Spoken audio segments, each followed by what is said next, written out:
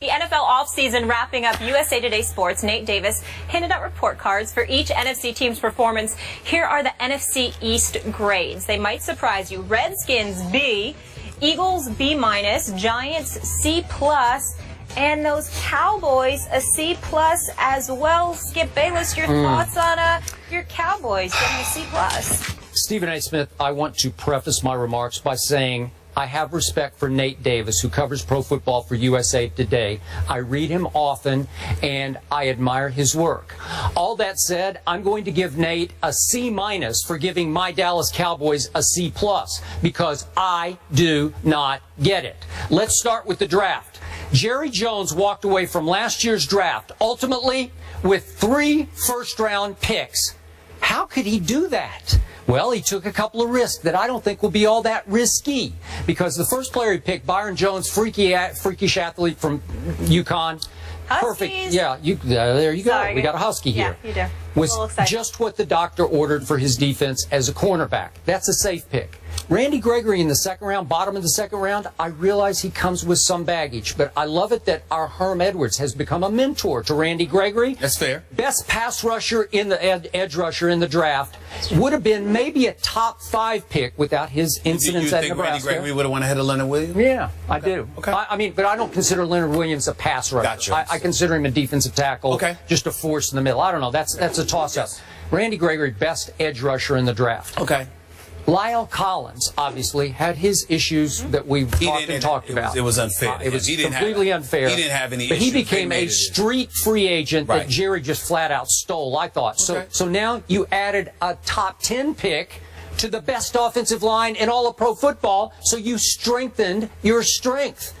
And now, Greg Hardy, I realize there is behavioral risk here, but you want to talk about stealing somebody on salary? Jerry stole him also. And if he shapes up and flies right and stays straight, he's one of the best pass rushers in pro football, if not the best pass rusher in pro football. And as we all know, after 6 games, we don't know how this is all going to shake out because they're still pursuing this, but he's going to be a Dallas Cowboy.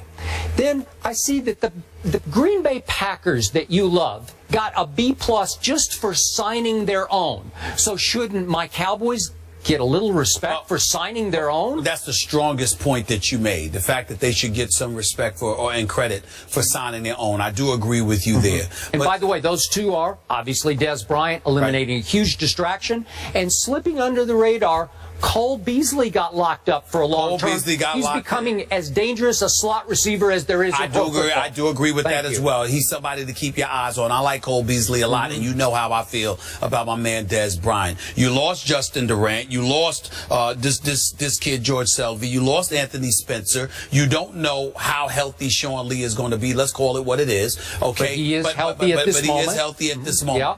Where I agree with the C+ is because of the abundance of question marks. Greg Hardy is a question mark. Randy Gregory is a question mark. We talk about dudes that are potentially get suspended, okay? These are question marks that you can ignore. And then when you take into account the fact that you lost a DeMarco Murray, let me reemphasize why the loss of DeMarco Murray is so devastating. 392 carries, 57 receptions. Combined 449 touches. See, to me, this notion that we can do whatever it is that we want to do because we've got the best offensive line in football that's where things get very, very interesting. Because you know my feeling about the Dallas Cowboys. Accident waiting to happen. Whatever can go wrong will.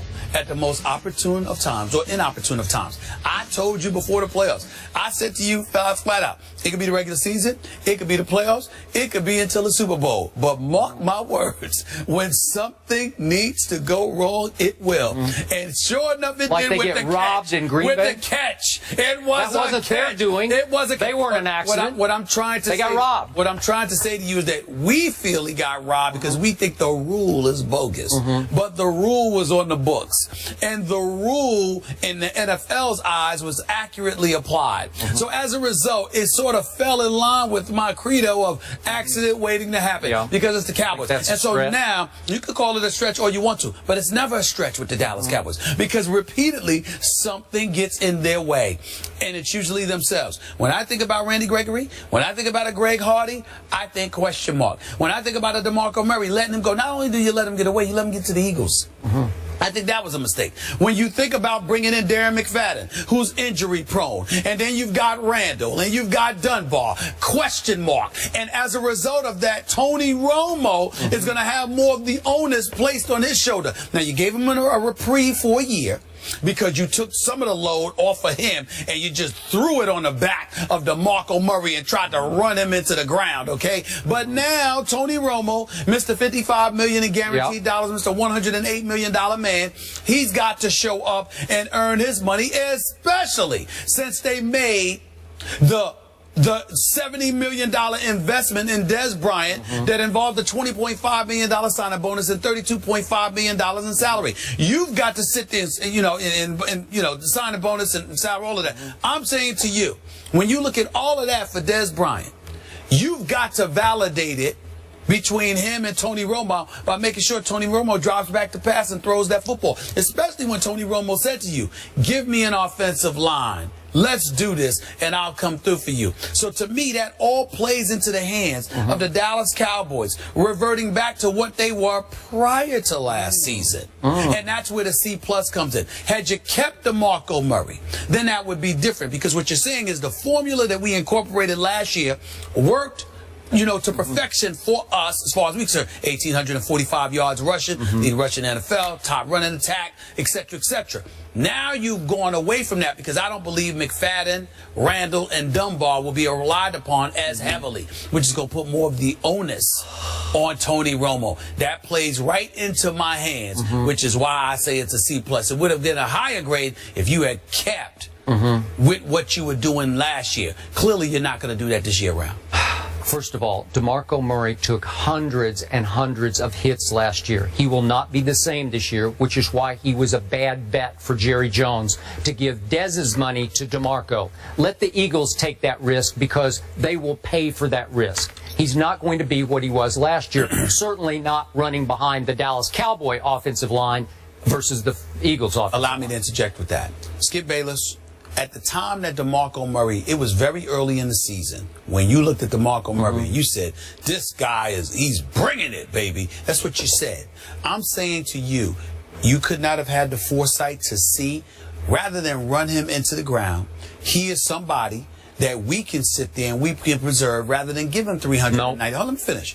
Rather than give him 392 carries. How about give him 292 carries or something along those lines? Let Dunbar or Randall run the football more, because I think it's Dunbar. I'm sorry, I think it's Randall. It's either Randall or Dunbar that averaged about 6.7 yards a rush. It was Randall. So I'm sitting there saying to you, if you have that going on, you could have preserved DeMarco Murray, because it's not just about this season, it's about the future. But since they have been out of the playoffs for 4 years, losing to every division opponent they could find in the last regular season game of the season 3 years in a row to all 3 different teams within their division, what happens is they were so desperate to make the playoffs, they ran DeMarco Murray around. And in my opinion, they couldn't keep him. Well, again, Philly way overpaid for DeMarco Murray at his age and stage. But they way overpaid for him because they're thinking about the 845 yards rushing. I think had DeMarco Murray not been used up as much, ran significantly less, I don't think that the Eagles would have came and gave him that money, because they would have looked at his level of production. They would have said, you know how this NFL works. They would have said 1,845. Well, what if he just ran for 1,400 yards? What if he just ran for 1,300 yards? He wouldn't have got the same money. And as a result, he would have been somebody that wouldn't have had that money in the free agent market. The Dallas Cowboys could have been able to keep him, but they had no intention of paying him. Okay. They had no intention of paying him. Here's why. You are underestimating how great, I mean great, that Darren McFadden can be next year. He had a monster college career. Yes, he did. He has a good relationship with Jerry Jones because Jerry's a big Arkansas booster. Yes, I know all of that. Okay? He was never quite happy. You have called the Oakland Raiders a football atrocity. They are Am I right? atrocity. Okay, thank you very much. I really so he was beat up. He couldn't stay healthy. But the 1 year that he did stay healthy in 2010, he had 1,664 total yards from scrimmage. That's pretty good. This is college? No, at the Raiders in 2010. Yeah, in 2010. How many? So let me get this straight, Skip Bayless, because I'm at a loss. Yeah. I'm at a loss. Help me out, Molly. I need your help. I think you're struggling. Is what No. I need your help because something just an epiphany hit me. Could y'all turn off that B-roll, please? I need the camera on me at this moment in time. Forget all the highlights because an epiphany hit me.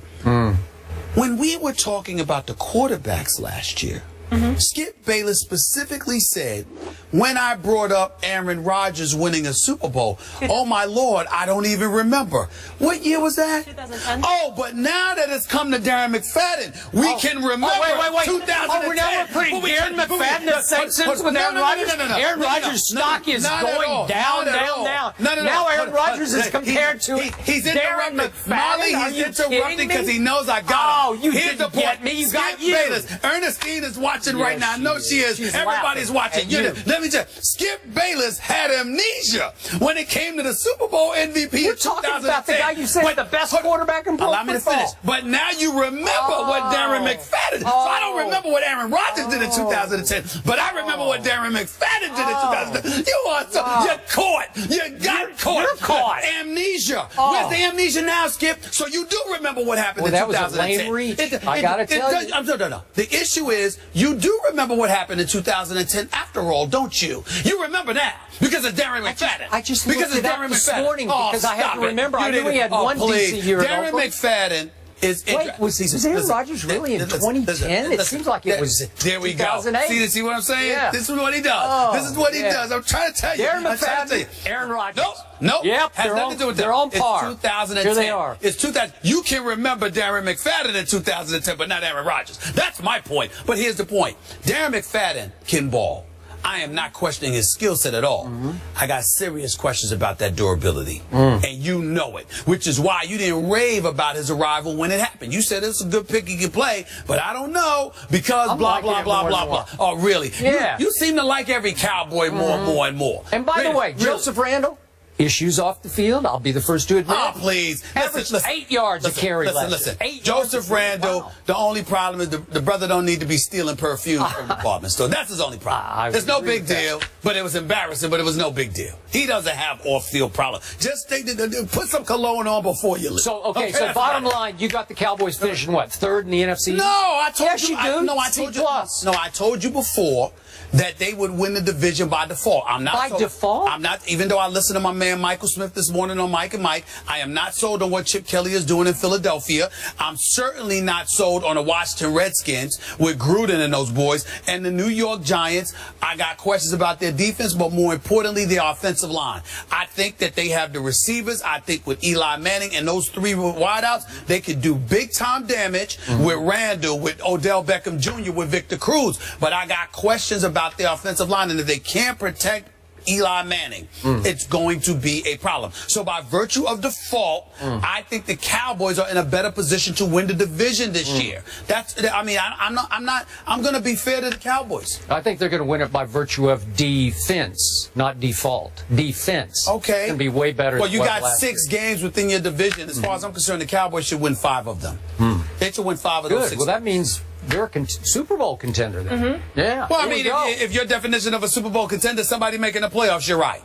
But do I think they're going to beat Seattle? Nope, not this year. I think Seattle's going to get them back. Oh, they got them last year. Do I think they're going to beat Green Bay in the playoffs? Yep. I do not. I do not. Yeah. I do not. And this matter year of fact, at Dallas. and if Carson Palmer stays healthy, I don't know if they're going to beat Arizona.